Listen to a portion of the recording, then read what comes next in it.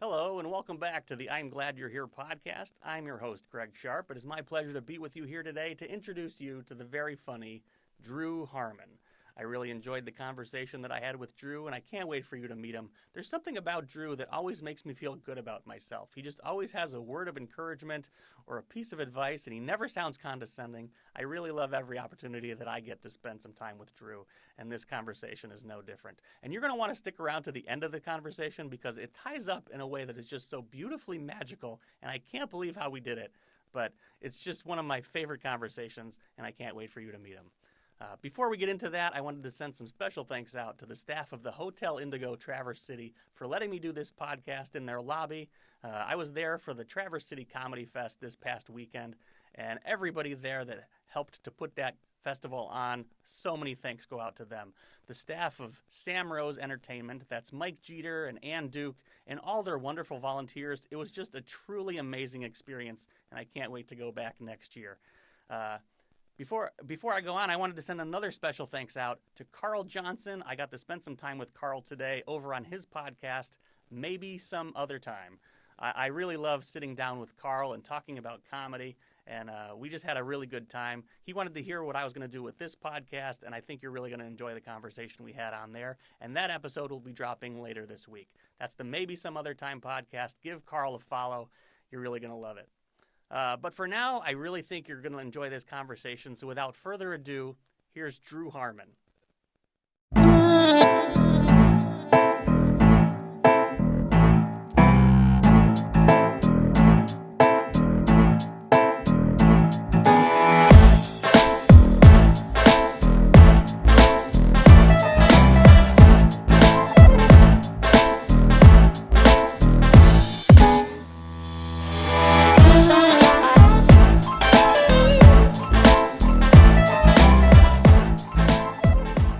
Traverse City Comedy Fest, Drew Harmon. I'm glad you're here.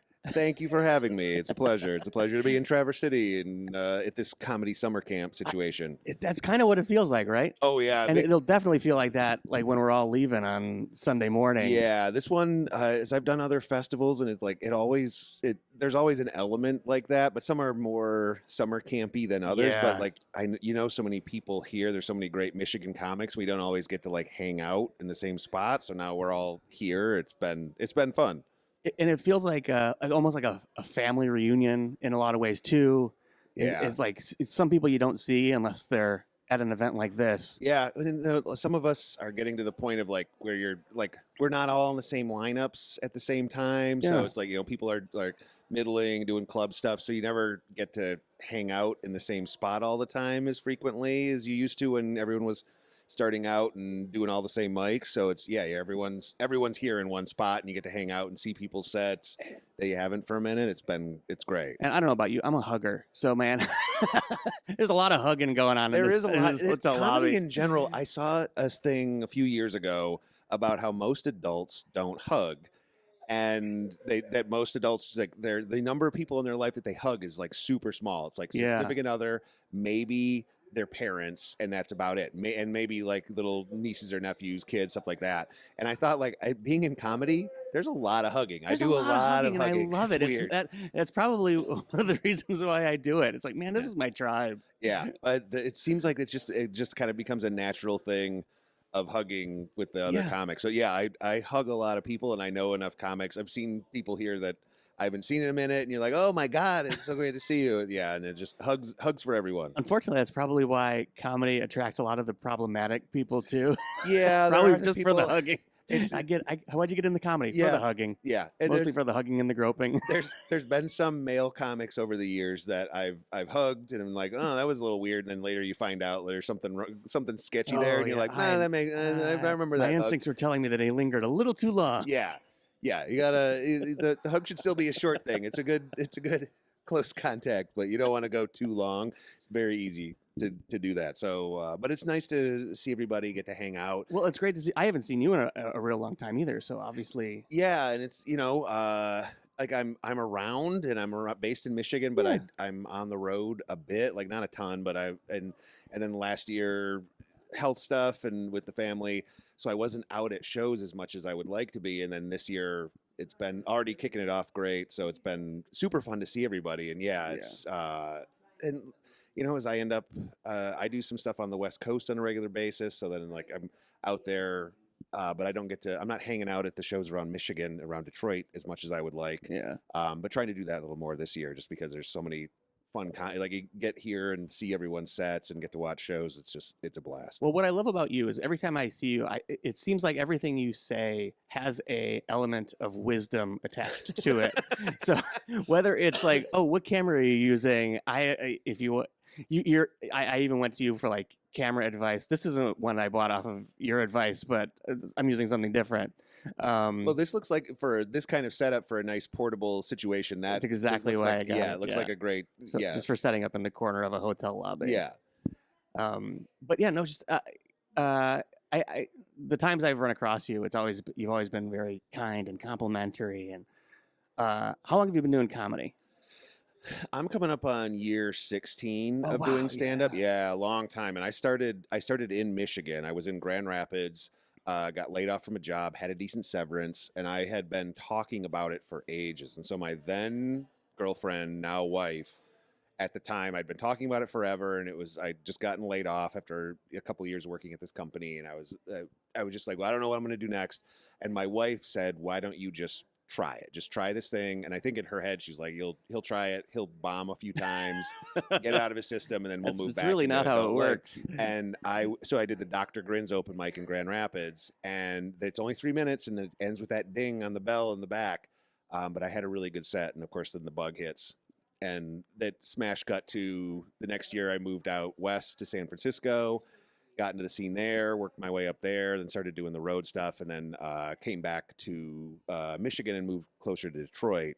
But that whole time, stand-up's been like consistent, and over the course of the years, it's taken me all over the country and to festivals like this. So it's been a long, hard slog. Let's go back to that first 3 minutes, because you said it went really well that first time. Yeah. When was your first bomb after that? Like, when did you first taste how it feels to not feel great about it? The very next one. That was exactly my experience. Yeah, the very next one. So Dr. Grins, 3 minutes, did great. And then someone told me, one of the other comics said, you should go to Connections in Lansing, was still around. It hadn't burned down yet. And whether it was burned down for tax reasons or insurance purposes, I'm not here to speculate. They're still trying to put together the connections on that too. That's for Johnny Law to figure out. I just know they were in a bunch of debt and hadn't paid taxes in a while, and suddenly they were fine. But so someone told me you should go to Connections and try that out. And of course, I had just done a set at a club and it had gone really well. I'm like, well, sure, clearly I'm ready to do it anywhere. So I reached out, whatever the method was. And the guy got back to me right away and said, we got a spot next week. I'm like, cool. Of course you do, because I'm amazing. Let's go.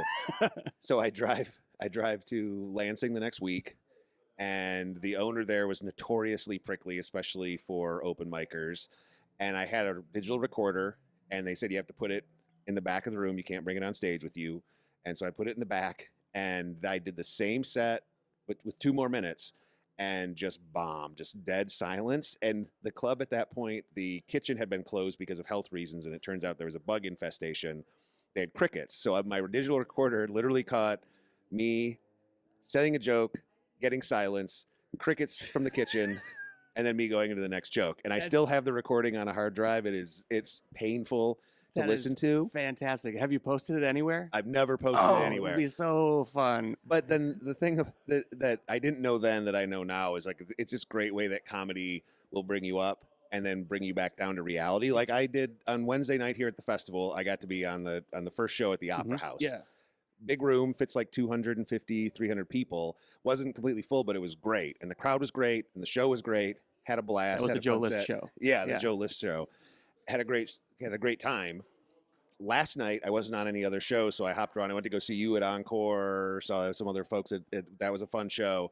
And I'm like, I'm going to go to the mic and try out some stuff. So the next night, I'm at a bar, a brewery, open mic, and had the one joke went okay, and then the other jokes are all new, and they ate appropriate amounts of shit. So it's like there's that up and down flux to it, which brings you into reality. It's a really special kind of art form that'll do that to you. Yeah. Where it'd be like, if Picasso were to come out and bring out like this is my new piece, and it's like everybody loves it, and then he brings out the second one's like, I really like this old stuff better. Yeah.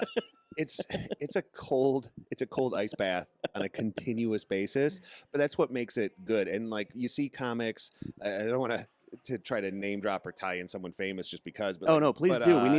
We need the hits, and anything helps the algorithm. But Joe Coy at the Golden Globes, he's a funny comic. yeah, he good has example. he has a core audience that loves him.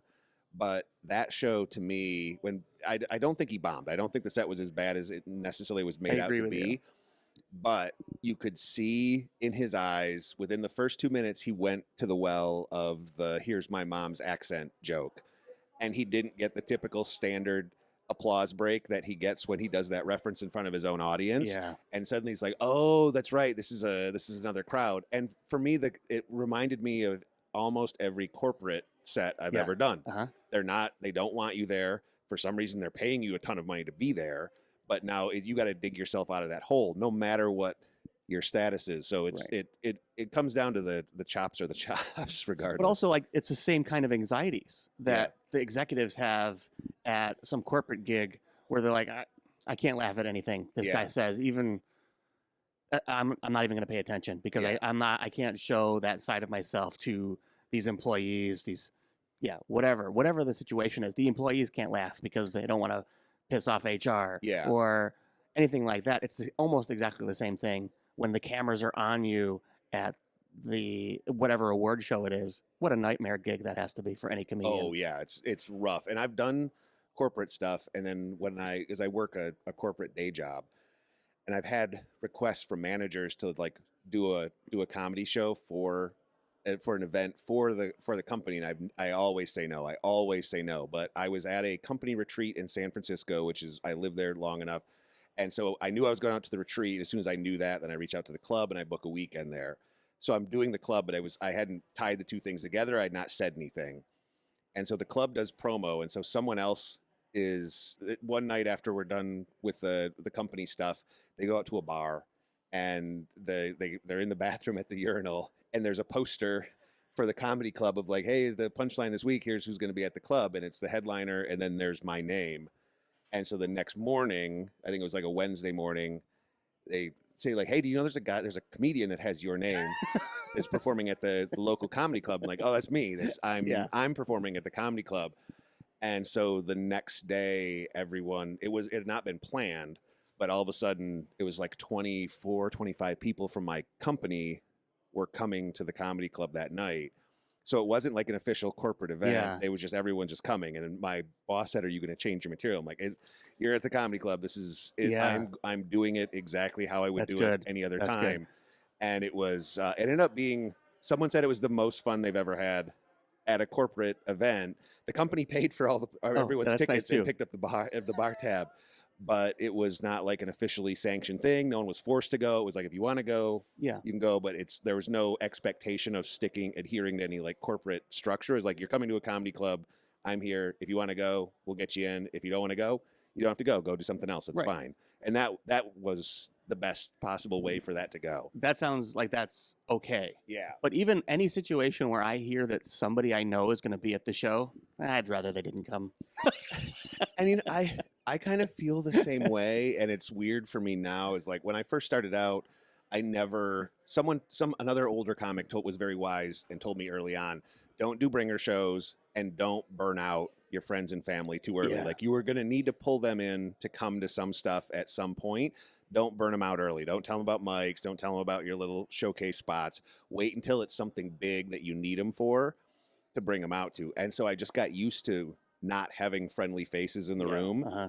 And I feel like that's a better way to like get good. Is I feel like when I see people who are just starting out and they have those friendly faces and that encourage you, like, you'll get them next time. But like, no, you got to have that time after a bomb. Like when I bombed in the Lansing Connections, there was a snowstorm happening, and I got in my car and I hooked up the digital recorder to the tape adapter, and I spent an hour and a half driving home to Grand Rapids listening to that set of the Crickets over and over again.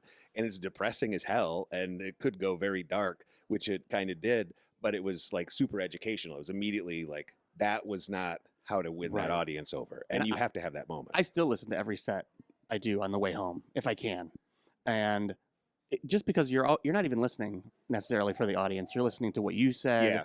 There's always something you can learn from the recording. Yeah. But going back to burning out your family and your friends, I look at it the same as like if you're doing like a multi-level marketing scheme. How long are you going to be able to sell Avon if your only customers are your friends and family? Yeah. You've got to be able to succeed on your own. Yeah. 100%. Without their support. Yeah. If your mom has to come to every show and your significant other has to come to every show, that you are going to burn them out and you're going to run out. Like you have to be able to do any room in any situation. And like for me, last year I grew up in Western Michigan in a small town called Fremont, and grew up. There was an annual festival in the summer called National Baby Food Festival, and I played in a band with my family. We're very Did you have a van? 1960s. My dad had a big purple van. I guess that counts, but we didn't have like rainbow colors on the side. I wish we did. But I grew up going to that festival, and my dad worked for the festival, and so like I would see people like Survivor, Frankie Valli, Herman's Hermits would come through, and this is The 20 years ago. Buckinghams. But yeah, like that, like those old school kind of The bands. who's who. Yeah, when those kind of bands would still do like some smaller local festivals. And so they reached out to me and they said, would you do a comedy show here? And we kind of went back and forth, and I was very apprehensive because it's a small town, conservative town. Yeah. And I pitched them a budget that was higher than I expected they would accept. They accepted it. They course. kind of accepted my terms about content, which I wasn't trying to be like, we're going to come in here and do Def Jam. I was not. Right. But it was like, we're going to do a late night TV spot. So like we're going to push the boundaries, but we're not going to go hard on language. That's a good way to put it. Yeah. But it's like a late night set. And I sent them some that I was thinking of specifically, and they said, okay, cool. And so I did that one. And that one was fun for me. Like there's a bunch of people in my family in that town who hadn't, like they knew about stuff. They might have seen one or two throughout the years, but they had never seen me do like an hour. And so I headlined the show. I had some other comics. I had the Gillerans, and who else? Brian. Oh, no, Atkinson? Yeah, Brian Brian Atkinson from Grand Rapids. And he was great. He hosted the show. He's got really good host energy because he's a radio guy. Yeah, so good. He was like perfect for hosting. The Gillerans were great. And then I did an hour, and there was a lot of family and friends and my parents' family friends there that they knew I did comedy. They might have seen 5 minutes here, stuff on the internet, but they'd never seen me do an hour. So I did an hour. And then the festival recently, like there's been talk of like, okay, do you want to do it again? I'm like, I just did an hour. I can't, like, I'm not writing a whole brand new hour. Yeah. I might do a thing where I host it and then get a showcase of comics and get a few people. I'm picturing an outdoor show. Yes.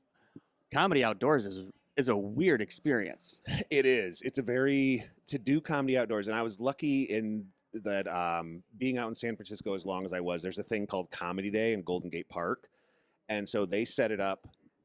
So there's a big stage in the middle of this giant field, and people set up, and it starts at 3:00 in the afternoon and goes until about 7.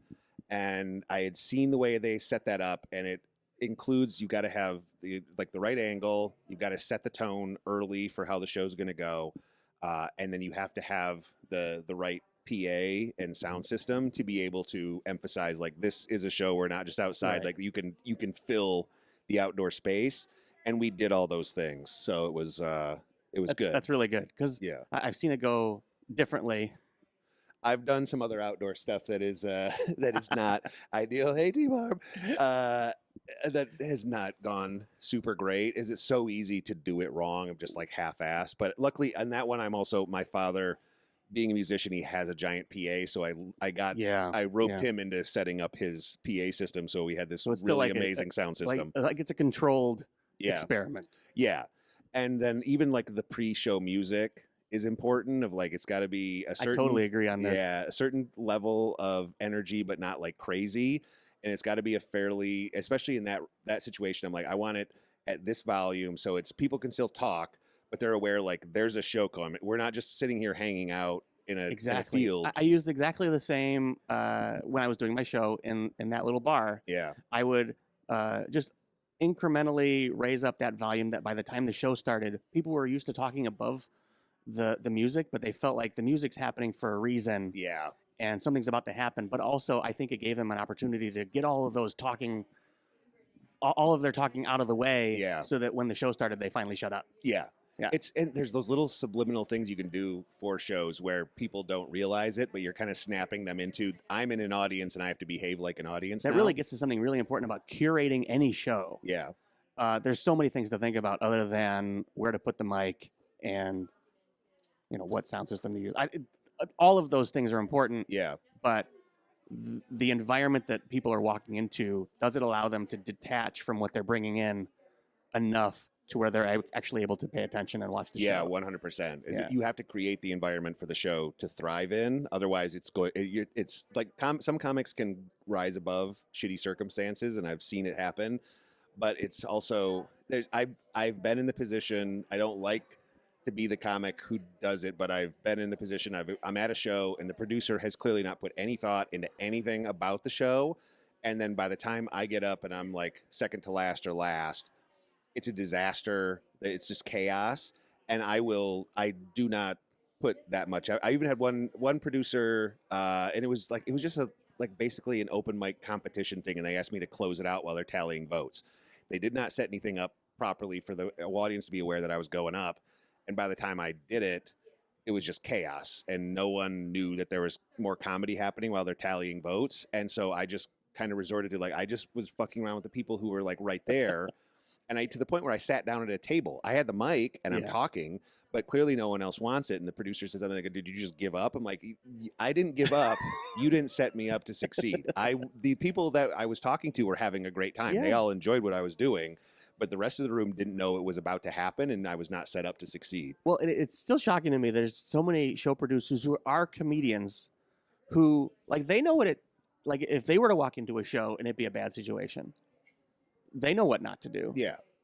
But then they still can't figure out why their shows aren't working. It happens so often, but those are the fun stories too. Of we all have them, and Yeah. man, we collect them. They're like trading cards, so we can tell them on podcast episodes. I love the bomb stories of I was doing a Tribble run out west, and it was a series of casinos. And so it's 3 nights at casinos, and I'm featuring, and a guy out of Minnesota is headlining. And so we're at the first one, and it's a beautiful resort and casino, middle of nowhere. And then we go to the room, and it turns out it's mostly old people. It's all senior citizens, and they are just when people are checking in to this golf resort, and they're like, "Oh, there's a comedy show, by the way." So it's like a free thing that they're providing. And so the host goes up. Is supposed to do 15, is eating complete shit, bails at 7. The guy running the show who works for the casino grabs my shoulder as that guy's starting to introduce it, and I'm supposed to do 30. He's like, "You're doing 37 now." Cool. And I go up and I'm doing my time, and you kind of know where you're at and you're set. And I look down at my phone with the timer at where I would usually be at about 15 minutes or so. I look down and I'm at 8 minutes. Yeah. Oh no, this is because they're just sitting there. They're just quiet, and you just hear coughs. At one point during my set, an older gentleman got up and he had to go out and use the bathroom, but he had a walker, and so then he starts clunk, clunk, and you don't in that moment. I'm like, I don't think I can call this out because he's an old guy. He might just have to pee. I don't know if he's walking out because he hates the show. So I made it through my 37 minutes, and then as I'm going off the stage, the headliner grabbed me, and he's supposed to do an hour, and he's like, "I get to do that, but longer." And he went up to silence as well. And then the weird thing is at the end of the show, we're both sitting in the back, and it's through this Tribble run is through the same booker for the whole run. We're sitting in the back, and we're just like, "Is this what the whole week's gonna be like? This was rough." And then all these old people came up and that was so funny. Thank you guys. Ridiculous how often that happens. Yeah. And that was the most fun I've ever had in my whole life. Yeah. Did you tell your face? Yeah. Yeah. The headliner lashed out. He's like, "So laugh. Go ahead and laugh. Yeah. That would be great if you guys would laugh at jokes. That would be fantastic." And we were feeling shitty about ourselves when the guy running the thing is like, if they get up and go out to the casino, we're fine with that too. We don't care, you guys. Right. You don't get a comedy report card for tonight. That no, it's absolutely true though how often that happens, and I think it has a lot to do with the psychology of the audience, where if somebody else is laughing, you feel like you can laugh, Yeah. and if they're not laughing out loud, you tighten up. But man, like all it really only takes is one person to just give a little bit of anything, and then it just loosens everybody up. But if Yeah. everybody's gonna be tight, it can make for a rough night. But then at the end of the night, like inside, they felt it. They knew what was going on, and inside of their own heads, it was the greatest night of comedy they've ever had in their whole lives. And I think some people are getting like the room, the energy, you can feel it like as soon as you get out there and it starts to roll, and like you can always build momentum and change the temperature of the room sometimes, but it's also such an inherent thing of where the level is set when the whole thing starts. But you know, 'cause as comics, it's always when you're in a room full of comics at like an open mic, it's always the nastiest, dumbest stuff that gets a laugh. And because comics were just around it all the time. Like I love listening to jokes, and I've been watching all these people's sets who are all super funny, and I'm sitting in the back like that was a good joke. 'Cause you've worked that muscle so much it starts to atrophy of the laughter. It takes a lot to get us. I to get to laugh. that. I'm still like I can't even stop myself from laughing at this podcast. I was editing an episode last night where I'm like, I just stop laughing, just let him talk. But I can't help myself. But there is that part of us as comedians where we're hyper focused on the technique of our fellow comedians, where we do pay attention to the intricacies of how they formulated a joke. Yeah. Well, it's just like a magician. You're waiting to see the turn of how they do the big ta-da at the end of what the surprise is, because you were interested like how did they do it. And the years have gone on, the number of times where I'm like, oh, at the end of someone's joke it gets fewer and fewer, but that doesn't mean that people aren't good. But I wonder if comedy audiences, because there's so many comedy specials everywhere, and and clips are on YouTube and TikTok and all of that. I wonder if some audiences will get to that point like us, if they've seen behind the scenes so much that it gets harder. Although then I think that's why crowd work recently has been such a big thing, because it's like, okay, we don't know what's going to happen. It's not completely under control. Right. Although if a comic's posting it online, you can be pretty sure it ends positively for the comic. Of course. Yeah. There's very few audience member destroys comic videos. Yeah. And I have friends who love doing crowd work, but they will also say that the hit rates usually, if they're batting 500, it's pretty good. So for every clip that goes up, there's 3 or 4 that were just dog shit of like, well, shouldn't even gone with start talking to you. Yeah, it's. I would be remiss if I did not bring up your previous life, not even a previous life, but your other life in I don't even know if you'd call it the entertainment industry. But you have spent time in front of the camera. Yes, yeah, it is. Local news is a form of entertainment. I agree with you. And broadcasting in general. Yeah, so I went to school at Michigan State for journalism, which I told myself was because I wanted to be a hard-hitting journalist, like Woodrow and Bernstein and all that kind of stuff. But it was really mostly because I was reading a lot of Hunter S. Thompson, and I love Spider-Man, and he worked for a newspaper. And that when I was 18, it's like, okay, I'll do that. And then, of course, none of my journalism professors at college bothered to say, hey, by the way, newspaper jobs aren't really going to exist anymore. So, maybe try something else. So when I got out of college with a journalism degree, I found my way into radio, local radio, because I have a decent bassy voice, and I was willing to show up at 2:00 in the morning. And that's really that's how they interview you in radio. Like, oh, you sound okay. Will you show up at 2:00 and be kind of sober? Yes. Okay, cool. And then that led to, I was doing traffic on some local stations. That led to an audition to do traffic on WZZM in Grand Rapids and Channel 13. That built up some credit. So then I had something on my resume when we wanted to move. There was a TV station in San Francisco that had an opening for a traffic producer. So I'd already been handling traffic stuff. So I went out there. That led to being on the air. That led to me doing weather on TV in San Francisco, because they didn't care that I wasn't a meteorologist, because it's California, Northern California. So they're like, it's San Francisco. Yeah. And let's turn to the weather. What do we got today? Well, more fog. Yeah, it's foggy this morning, and then in a couple hours it won't be anymore. That's the weather. Back to you. Back to you. Yeah, and so it was kind of that thing, and I did that for a few years while I was also doing stand up, and I was still trying to get in all the clubs out there. But that was also a great foot in the door Yeah. of because there's it's California, so there's a lot of wannabe comics.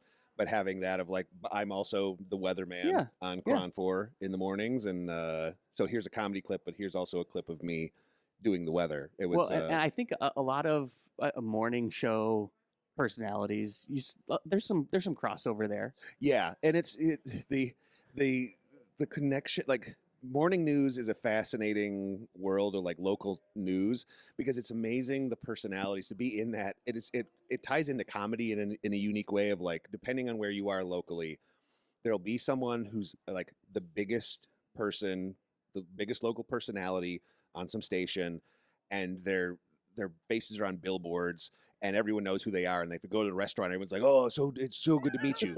If they drive 20 minutes outside That's of that really broadcast zone, they're completely powerless. It's like when Superman in Superman 2 gives away his powers so he can marry Lois Lane. All they have to do is drive 30 minutes, and all of that goes away, and it's just so fascinating. But in that little world, and they get addicted to it. And you see comics, like regional comics, who like work their way up, and they're like the local headliner, and they're headlining all the shows. Like, oh, that's great. And then it's like, oh, when was the last time you drove 3 hours to do a show? Like, oh, I never do that. No. So it's a funny, and there's people who start working in local news. There was another weather person at the station who, she wanted to be an actress, and she was very beautiful, but that seemed too crazy. So she got a meteorology degree, and she started doing weather. And then eventually she went down to LA, and she was there on a local station. She ended up in the last Fast and Furious movie. She had a small bit part as a news person. Oh, that's really funny. She got her wish of being in a and I'm always movie. fascinated by that, because it happens so often where you see like when they need a news personality on whatever the TV show or the movie is, they use real news people. Well, it's also it's a weird like cadence that local news people get, and you're like, I'm a head on the and for a normal human being, it's not necessarily. And for me, when I first started getting consistent with stand up, and I had a show where we had a video element, and I would narrate. My wife would give me feedback, and my wife worked in local news for a long time too. And her first piece of feedback was always, stop doing the news cadence when you're doing your voiceover, because you like talk like a natural person, asshole. Like is you fall into that cadence. So if you're doing a movie and you want someone to have that news cadence and make it feel real, get someone who's been doing it a long time. Well, it's really funny to bring that up, because I noticed that with other comedians who are doing the comedian cadence. Oh yeah. And I catch myself doing it all the time, which is almost like that's my Brian Regan slipping out, or a little bit too bumpy. Yeah. And there is the professional cadence that comes along. I'm sure with most entertainment things where you just sort of like fall into whatever the tropey voice is. And I've been doing it long enough where I've seen a few different versions. Like the Mitch Hedberg it still comes up quite a bit. Yeah. Dave Attell, when I first started, was still big. For me, Patton Oswalt was like, when I first started, I was obsessed with Patton. And especially when Werewolves and Lollipops came out, I was like 2 years somewhere. I was getting in deeper where I knew better, but I listened to that record so many times. And then finally one day, like I had recorded a clip at a set at a club, got it on my computer, and I'm like going to cut it down and post it. And I just listened to myself finally with like a little clarity. I'm like, I sound exactly, I'm using the same cadence as Patton. Like everything is it's not like I'm not aping his style completely, but it's enough where like I gotta do a hard purge of listening to this. But people do, there's that kind of jokey cadence. And when I did this show for a long time called I Think I'd Be Good at That, where the whole concept was I would get 5 comics who were like working, up and coming, experienced, and we would help someone who'd never done comedy but wanted to headline a show at a club. And we did it at some clubs out west, and we did it at some festivals. And I would tell them about like, there's ways as a comic on stage that you can manipulate the crowd to be like, oh, I'm listening to a joke. And one of those things is the cadence. You can use the and this is the end of the joke. Yeah. And you can, and I said, like, you can hit it. And even like for their closing jokes, I would sometimes encourage like, okay, this isn't the part of the problem with that show is you're asking comics to do homework. So I was asked every comic to help write like a minute or two Yeah. of jokes, and everyone would write about 3 seconds of jokes. So I would end up writing most of the sets. It was good for me to get better at writing. But when I knew that the closing joke wasn't super strong, I would tell the person, okay, this delivery is going to be huge on this one. You got to build it up and then slide into it, and the crowd will, if you do it right, they'll go with you and they will accept it. And I had one person who's like, I cannot believe that works, but it does. It's a cheat code. Yeah, it really is. Yeah. I feel like there's some people in our local scene here that could probably use that course if you're interested in doing it again. Sometimes I can use it too. It was well, I talk about really like that'll really help you sort of like focus on what you're doing, because I'm real good at picking apart other people's sets and telling them how they could be better. Yeah. But I'm not very good at doing that to myself. It's so hard and like taste, because it's the most painful part. And for me, I like when I started to record my sets on audio all the time and listen back, that's one up level. But then when you start doing video recordings of yourself and start watching, like I thought for a long time I was like this smooth, calm, collected, like I was cold as ice on stage. And then I watched my video, like, oh, I'm like when a Muppet is freaking out, like my arms are just all over waving, like I'm the balloon character in front of a used car lot, a wacky waving inflatable arm flailing tube man. Yeah, and it's like, why? No wonder I'm coming off stage dripping in sweat. I'm insane. I need to calm the fuck down. And so you do that, and you start to watch yourself, and it's just going through that painful process. But then, so first you get over the visual aspect of like, wow, I look like a sociopath. And then you start listening to the jokes, and it feels one way on stage, but when you've got the audio going and you got the recorder going in the back and you hear it for real, as you see how easy it is for comics to get diluted, but then you actually hear it and like, oh, that's got to get better. Oh, I can shorten that up. And that's so crucial, because I could also sit and nitpick other comics material all day. It's super fun to do because it's not painful for me. It's just like, well, it sure took him on a long ride to get to that one, didn't you? It's like, hey, can I give you a tag? Yeah. It's like, I guess. If anybody asks me to give me a tag, get the fuck away from me. I ain't giving me a tag. Who are you to give me a tag? I should be giving you tags. I've had a few. I try to be as polite about that stuff as possible. As I had at one point, I was working a club, and I'd been there a couple of times, and the sound guy had always been like just stoic, really quiet, and he came up after one set, and he just goes, hey, have you ever thought about on that one joke, if you take what you're closing on and put that in the middle, and then you close on that other thing? And I thought about it for a second, and I'm like, he's completely fucking right. I've never done the math on that. And so the next set I did it, and it killed. It went great. It proved that's how I ended up doing the bit from then on. And then after the show, the guy, the sound guy who came back to adjust something, he just saw me. He's like, I thought so. But he's watching comedy all the time. And I've had people who are like open micers that I don't even know who have come up, and they've had little notes and tidbits here and there. And I try to think of it's always coming from a positive place. They're always just trying to have a positive interaction. And sometimes I've had old drunk people at bar shows come up and they're like, oh, I got a story that you could use. And I try to just politely, like, I'm never going to use any of this, but I know it's just you just trying to have a positive interaction. Yeah.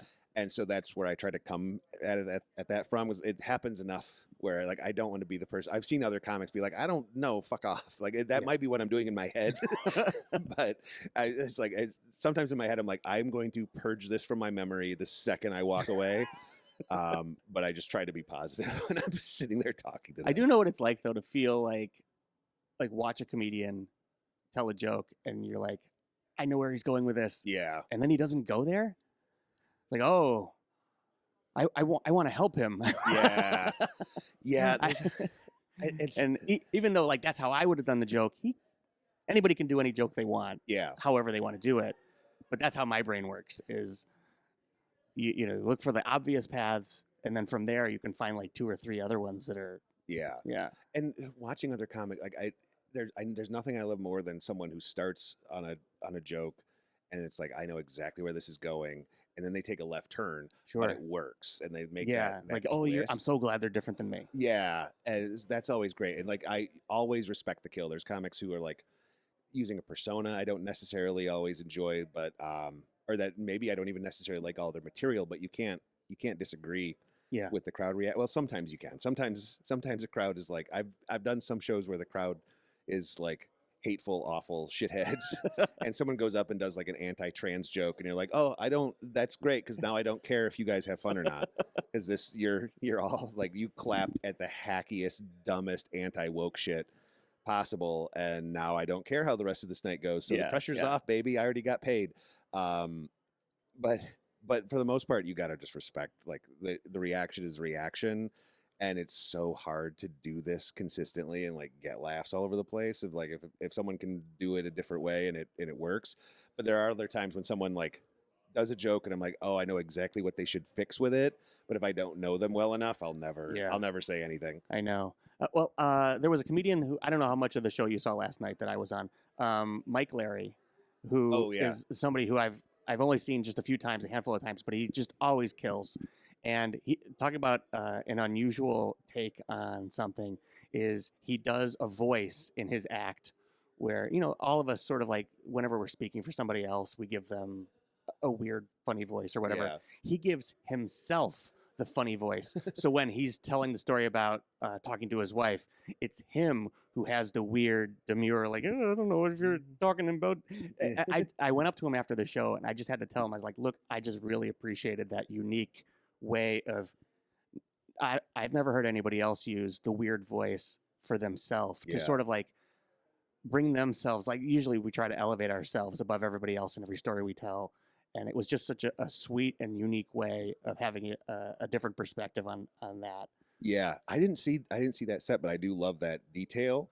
It's funny how like just that little simple twist of like I know I'm going to do a funny voice. What if I do it What for if it's myself? me? Yeah, that's And such a crucial little difference in it. But then it's part of it is for the audience. It makes you more sympathetic because you're not determined to make yourself out to be the hero and the star and the shining the shining crusader of the whole bit. That clearly you're coming at it from I'm ridiculous as well, and I think that empowers you to take the bit even further, which is such a great trick. It is, and it's something that I've been trying to get to myself as a writer, which is allowing myself to be more vulnerable, be a little bit more personal on stage. Where most of my jokes are mostly just silly gags, and the ones that I enjoy telling are the ones that feel real, like I didn't make it up in the shower. So I'm trying to get a little bit more into that, and as I develop as a joke writer, it's starting to happen a little bit more where I'm allowing my curmudgeon to come out. Because that's a real personality that lives inside that has a lot to say, but mostly I just want everybody to like me. So they haven't met that person yet. Well, what is it? I hate to be the guy who's about to quote David Foster Wallace because that's like the worst middle-aged hipster thing to do. But like he said, it invariably you end up becoming yourself. You do it long enough and you keep working at it long enough. Eventually, you find yourself landing at that point where you're yourself on stage. And I feel like I've had a couple of people as I tend to be a little more reserved in person. I'm not, and I don't always have to be the person talking in my day-to-day life, but on stage it's a little more, the levels, the volume knob is turned up. And I've had a few people in my life say like, that's the real guy. I know at this point that's the real guy. And you're the other version that's just getting through day to day. Right. I think it's something that we all eventually learn. And as comedians, we get to watch each other sort of mature on stage as we all sort of come up together. That's what I enjoy watching. So like you can see somebody 1 year and then 5 years later, they're a completely different person on stage. And it feels like, did they change as a person or did they just start revealing who they really are? And I think that's usually what it is. That really is the course of the whole thing. Is everyone's so nervous typically. I've seen a few people who almost came out fully formed when they first started, but for the most part, there's like that cycle. And it's fun when you see someone who's like 3 to 5 years in, it's starting to snap into place and they're starting to have really big sets and you can watch that stuff happen because then they get more confident. They feel more in themselves. And it's just, there is an observation I've made about some younger comedians coming up, which you can tell that they've had different upbringings than we've had growing up in the 70s and the 80s and the early 90s and most of the 90s and Yeah. a little bit into the 2000s. Yeah. Anyways, the ones that are coming up like in their early 20s, you can see how growing up in households of love and understanding can really you talk about coming out fully formed, man. It getting to a place in your early 20s where you still have enough perspective on the world so where your ego isn't running the show. I've started to watch a couple of younger comedians coming up who are just talk about really fully formed coming out of the Yeah. gate. It's really fun to watch for me. It is fun when you start to see, and I think it's an important thing for comedy in general is to stay aware of what's coming up Yeah. and what, because the styles change. And I was just talking to some other, I was talking to Brett Hayden and you about this last night, a bit of like who's coming up in like, you know, the Ann Arbor showcase, because that's college Yeah. kids. Who are college kids listening to? What's the material like? Because right now, like people who are like in their 30s, like the 25 to 40 audience, there's a lot of crowd clips, there's a lot of TikTok influence of who's getting brought in, but it's every 10 years or so there's like an evolution of what crowds. Yeah. There's also a certain age group thing for most comedy clubs of who's going to show up, and it's you're going to have all ages, but the primary age group is going to be like 25 to 45 in that kind of group there. And as people start to get into that age group, then they've got some expendable income, they might want to go out on a Saturday night, stuff like that. Old people go out once in a while, and it's like every few years, like let's go see comedy, unless it's a specific kind of like pro comedy fan thing. But it all changes, and like the focus of who they want to pay attention to and what kind of material they want, it all evolves. So watching those younger comics, if you don't, then you become the person who's like doing the same circuit, Right. which can be very profitable. There's plenty of people who've been doing the same set on Carnival cruises for for 20 years, and they're crushing it. I do have a soft spot in my heart for anybody who can make that, like just build an act over a period of decades, and for some reason it's still working. Like obviously there's a reason why it works in some rooms and it doesn't work in others, but if you're able to make a good career, man, living on the cruise ship life is not something I would scoff at. No, and I have friends who do it and do it consistently. I've met a few of them, and and I hear a lot of like, there's a lot of perks to it, but it's also there's downsides. And I also have a soft spot. So when I was a kid, growing up in middle of nowhere, Fremont, Michigan, there weren't a lot of comedy opportunities. I started to get my dad showed me Sam Kinison, probably too early. And then somehow I ended up with a cassette of Margaret Cho and Ralphie May. Or no, John Pignette. It wasn't Ralphie John May, Pignette, not to confuse fat people, but it was John Pignette. And then when we were like I was like 14, we went on a cruise as a family vacation. And on that particular cruise, at that point, they would give you like the sail and sign card. You didn't have an app or anything. They would give you a card. And if you were under 21, they were supposed to punch your card, so then the card wouldn't work to buy booze. For whatever reason, they looked at me and like, here you go. And they gave me the card. And my parents said, you're on a cruise ship. Don't go, don't be stupid, but you can, do your thing. And I was 14. And for whatever reason, then I saw there's a comedian there. So I go to the show. And I'm sure I was like, hello, sir, I would like a Heineken. That would be great. And so I went to the early show, and I had 2 beers as a 14-year-old sitting by myself in this lounge watching the comedian. And then the comedian said, I'm also in the theater, whatever the theater was, at 10. Yeah. But that's the dirty show. Don't bring your kids. And I'm like, I'm going to go to that. And so because my parents were like, we're on a boat. What are you going to do? And so I went to that show as well, and I saw kind of that juxtaposition of like he had that set. Oh, that's really interesting too. And you got to see that difference, and all of a sudden, in my head, I'm like, oh, there's a difference, and you start to have that little understanding of they have different material for different rooms, and I wish I knew what that guy's name was, as I do not remember, but you just got to see a working comic, and now that I know guys who are out on the cruise ships consistently. And I just know that life. And I've even they'll get on one boat, do a week or 2 on that boat, and then they stop at they time it. So then there's multiple cruise ships at one port, and they'll hop off that boat and go to the other Oh, boat, yeah. do that Yeah. for 2 weeks, and then they're back home. They're on the road for a little bit, and then 6 months later they go back out for 3 months out on the cruise ships. But they've said that's my nut for the year is doing the Yeah. cruise ships. That's Yeah. the nut. It doesn't. Obviously, there's perks to it. Obviously, there's the downsides to it. There's a lot to weigh. But man, the idea of just being able to do comedy in tropical weather for a big part of the year, it doesn't sound bad right now. So it's something that's sort of like on my radar down the line. Andy Beningo, who he's a Michigan comic, but he does a lot of the cruise ship gigs, and I think his act is so tailored to talk about having like a family friendly act. He's about as clean as they come, and just he's managed to just tailor it just around that, and it's something that he's cultivated over a long period of time. Andy started a little bit before I did around Grand Rapids, and so I knew Andy early on. And I can remember, so it was me, Stu McAllister, Adam Deggy, a guy named Graham, who I think lives back in Michigan. He was a traveling nurse for a while, but then pretty much Stu and Graham have dropped out. Stu's still kind of like floating around sometimes, but I think mostly doesn't do stand-up anymore. Adam, of course, is out and about and headlining clubs around here. But Andy was around, but we would also joke like the clean thing, because we were all just filthy and just whatever we felt like. But Andy was always structuring it of like it has to be clean, and then he started to see dividends very early because that clean thing.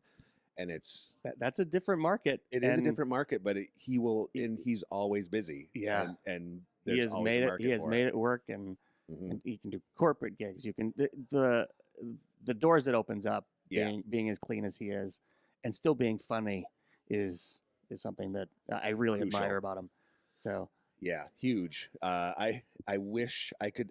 Over time, I had some club bookers say, it'd be easier to book you if you were a bit cleaner, or if I knew you could do 30 cleaner. And so I started over time. It just kind of naturally didn't get completely filthy, but then sometimes it still just comes out, and there's like bits where I'm like, I really like. So you just wait until the right time. And I have a dirty mind, but I've managed to strip away almost all of the swearing out of my act, so that Jim Norton is a comedian I think of a lot when I think about this, because he's about as dirty as they come.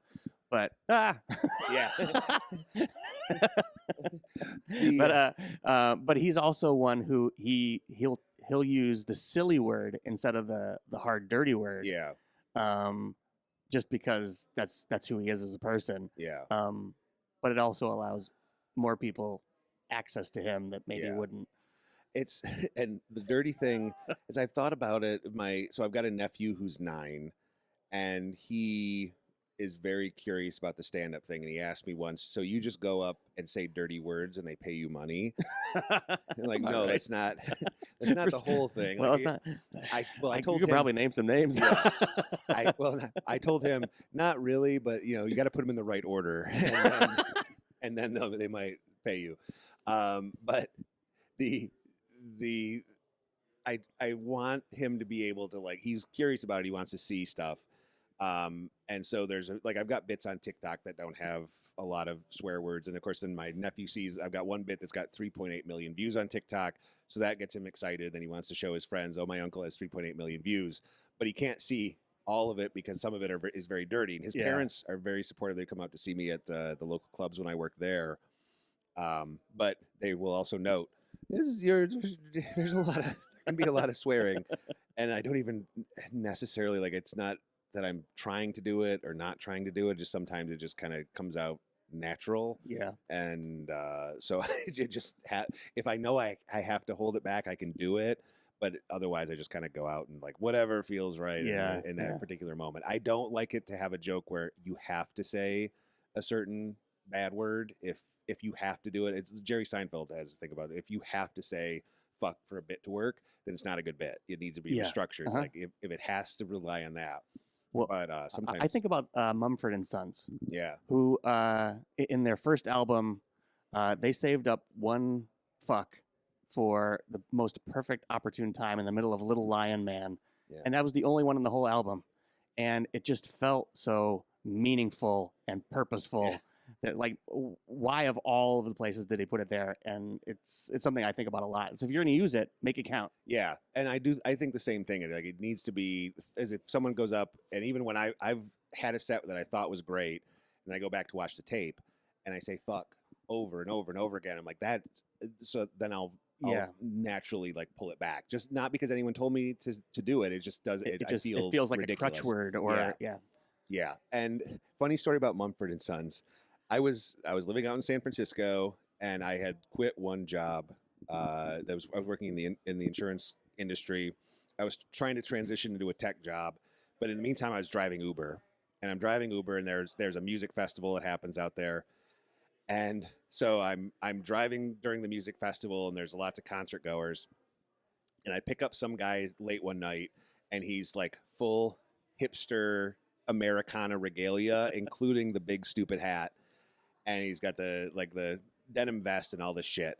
And it gets in, and clearly he was at the music festival. And I'm like, "How was the festival?" He's like, "It was pretty good." I'm like, "What bands did you see?" He's like, "Oh, I didn't really see as many as I would have liked to." "Oh, what bands did you see?" And like, I was backstage most of the time. Like, "Oh, do you work at the festival?" He goes, "I'm the bassist in Mumford and Sons." And I felt bad. It's like, oh, I don't know who you are. But probably could have guessed. I think they all look. That's why he's like, "Oh, you're one of the sons." Yeah. As soon as he said it, I'm like, of course you are. What's your dad like? Yeah. As soon as he said, I'm in Mumford and Sons, I'm like, I used to be in a family band too. Yeah. Yeah. We opened for Frankie Valli once. You ever met that guy? I felt it feels weird to just have. Clearly, he's coming from the experience, but then it just ties back to the comedy thing of like he just headlined a music festival in San Francisco. And then he went 20 miles outside of town. Nobody knows who he is. He's going to a bar to meet some friends for a drink, and the Uber driver's like, "I don't know who the fuck you are. I have no idea. Why are you wearing that stupid hat in my car?" It was perfect. Drew Harmon, I feel like we could probably talk shop for hours and hours, and I can't wait to have you back. We're going to have you into the studio. I would love to do it. Yeah. We're going to do this real soon.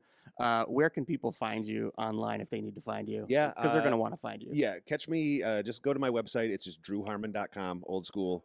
I'm on all the socials and everything is on TikTok and Instagram and all that, but they can just come to find me at drewharmon.com. And they can find all the show stuff and information and links right there. I can't wait to see you again. We end all of the shows in the same way. I'm glad you're here, Drew. And you can end the show by looking into the camera, saying it to me. However you'd like to say it, you can use a special silly voice if you'd like. Because I'm going to edit all of them together eventually and put them all together, all of my guests. Oh, okay. End the show by saying, "I'm glad you're here." Greg, I'm glad you're here.